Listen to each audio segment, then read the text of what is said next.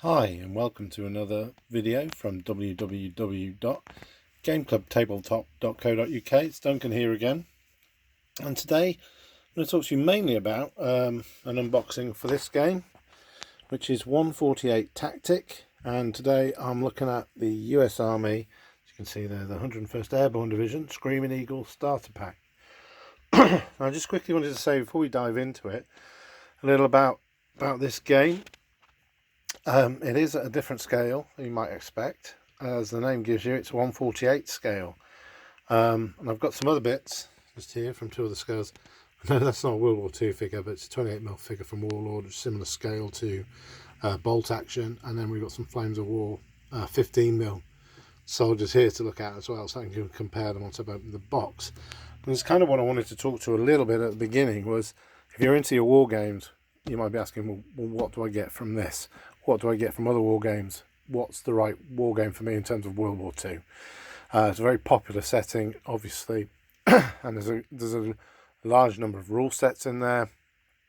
A lot of models available in a lot of different scales, either from the two big rule sets, if you like, that a lot of people will be familiar with in Bolt Action, and but also in terms of the Flames of War rule set as well, which again is another very popular one. But again, other people can buy books, and you can buy models from a number of different suppliers and just play those rules as well, rather than the two big ones that have their own model ranges to go with their rule set. Flames of War is in a 15mm scale, so you can see they are tiny. Oh, okay, there you go. They're very small. They tend to be based in little groups, and Flames are always great for armour as well. Their tanks are much smaller than Bolt Action because they're smaller scale. So if you're looking for large battles featuring lots of armour, gun emplacements, artillery, then the 15mm scale is brilliant, and the Flames of War rule set is very easy to get into. There's a lot of players. There's a good tournament scene. So it's a great one if you're looking for big battles. Which brings us down to the next one. So we're talking 28mm. And again, I'll compare these to the models once we get into the box. 28mm, hopefully you can see from the size of my thumb there. And the base is about 10 pp size. Bigger size, and again we're going to be playing with smaller squad levels here. Fewer figures. You can get armour, you can get it on the table. But obviously not going to get as many figures in the same space. But the bonus of that is each of those figures will be used independently, so you're not working in big groups where whole 5 or 6 stands of this are going to be attacking together. You're going to be talking about smaller units shooting and a bit of heroism, and maybe standout figures from the game that did certain things you can maybe promote or whatever internally in your storyline. So slightly more room for narrative maybe, where you've got figure on figure action.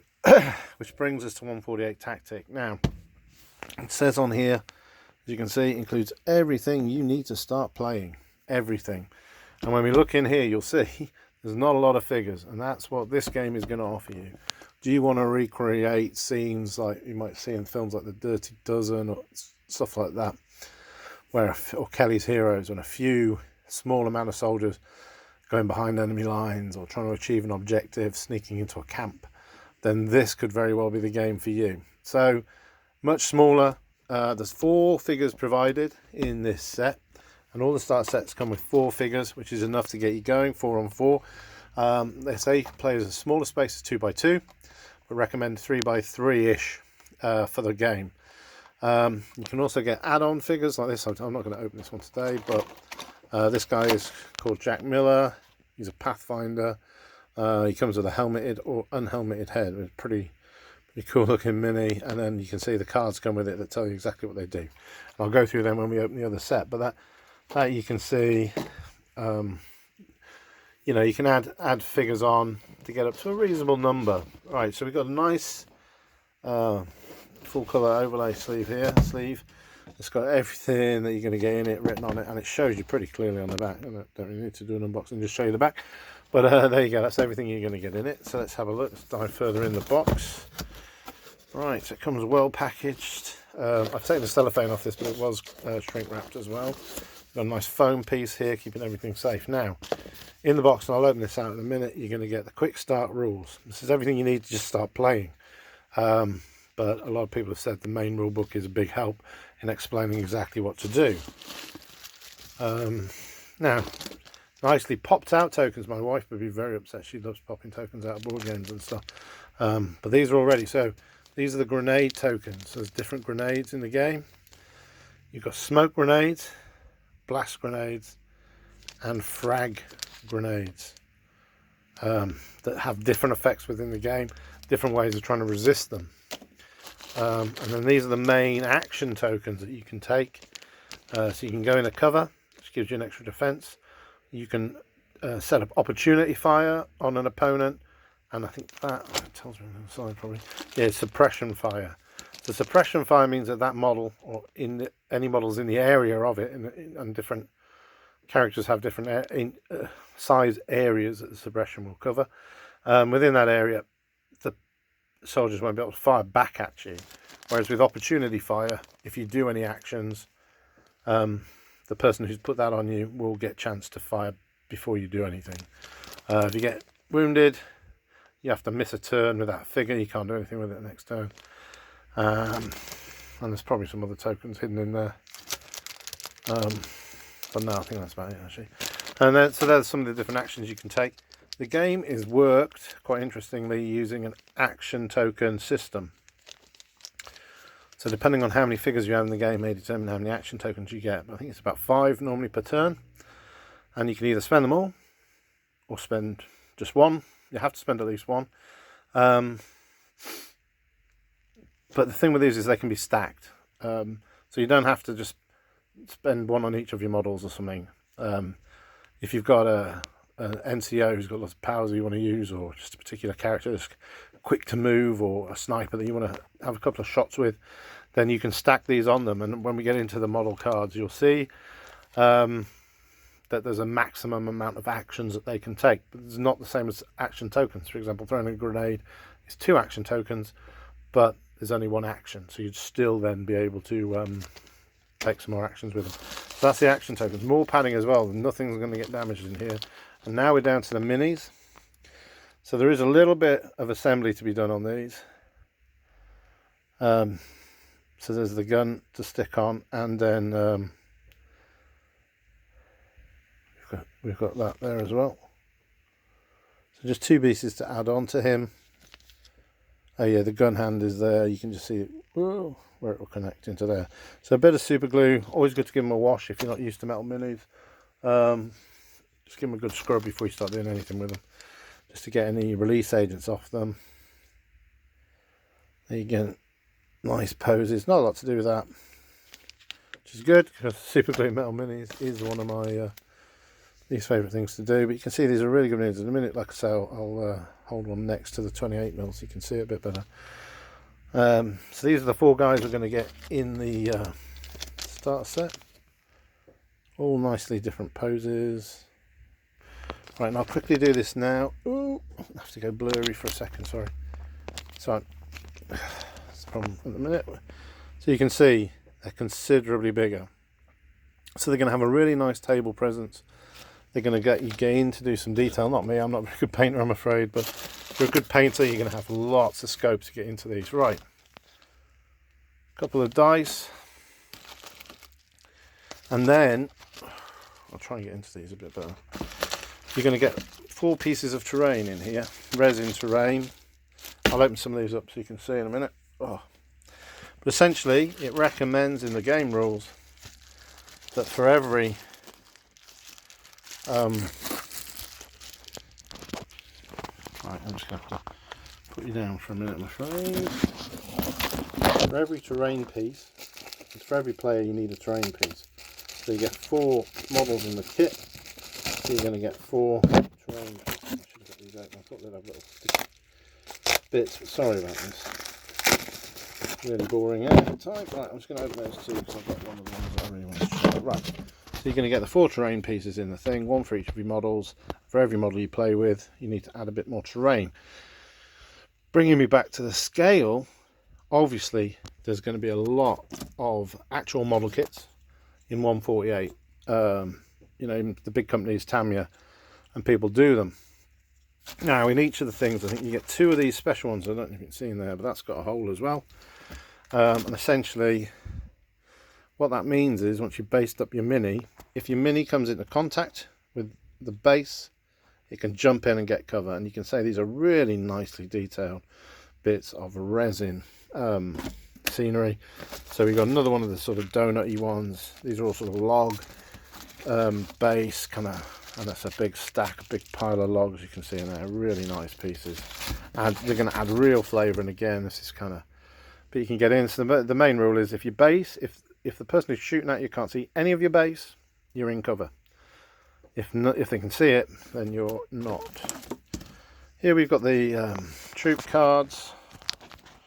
I'll show you those nice resin pieces when I get into these. Oh, it's the only problem. You've really got to unbox before you unbox it.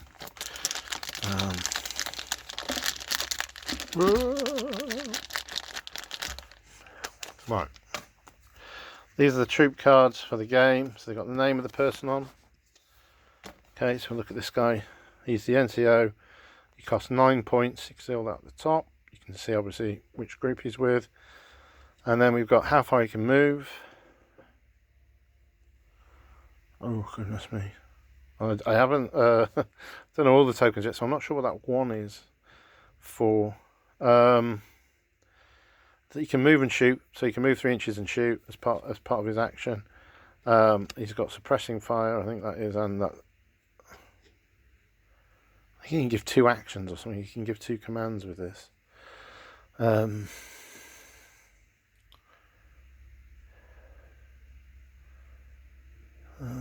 Permitted actions: move. Oppressive fire is the D. Move and fire. Yeah, D is oppressive fire. That I don't know. Sorry, right. I'm gonna stop guessing. So yeah, I'll tell you what all these symbols mean. But yeah, essentially, it's the different actions he can take here, and where there's a movement or if there's a value, then that's the distance that type of fire covers. Then you can see how many shots are allowed to take in a turn. So he can take 2 shots. Long range, he gets 1 dice. Short range, he gets 1 dice. So he's only going to get 1 dice. Hand to hand, he's going to get 7. And he can do 5 actions. So this is what I'm saying. He can take all 5 actions and do all sorts. So the other thing we've got here is when they get shot, when they take a wound, you flip to the injured side.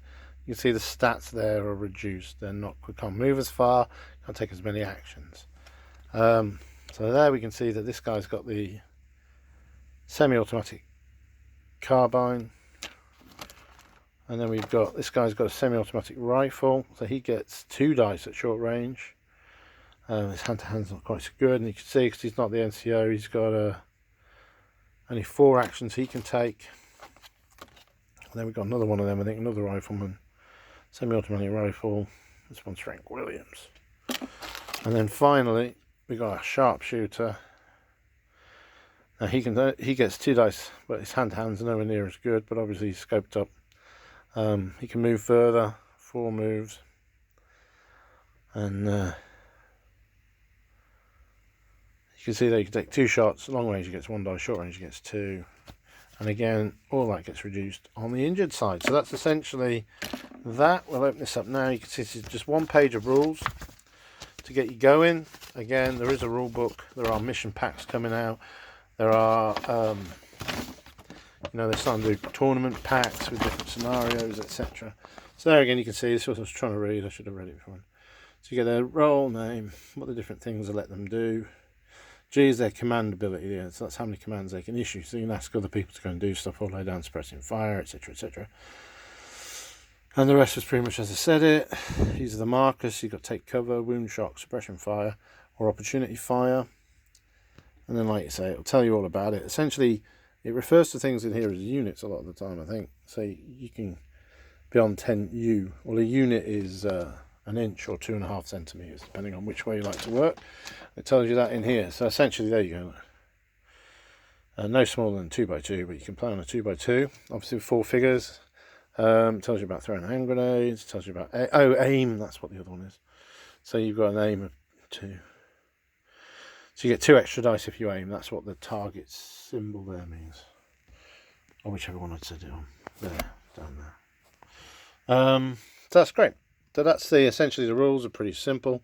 Two basic games in the thing. You can either set yourself missions, in which case you need to get to and hold objectives, or you can play what they call the basic skirmish, which is at the moment you kill more than half the opposite numbers of points. So you can see they've all got points. If I was to put these out, I've got 6, 12, 18, 27 points. So you'd have to get to 14 points. Once you've got to 14 points killed, then you have won the game. So the point of this is it's quick as well. Game's going to be like 15-20 minutes depending on what you're playing. Obviously the more figures you add, as you get more figures, the add-on kits, if you're interested in them, then the games are going to get longer. But you can see, I think realistically, there's a lot of playthroughs. I'm going to try and do some. I'm going to get these painted up as quick as I can and start doing some little sort of playthrough mission-y things.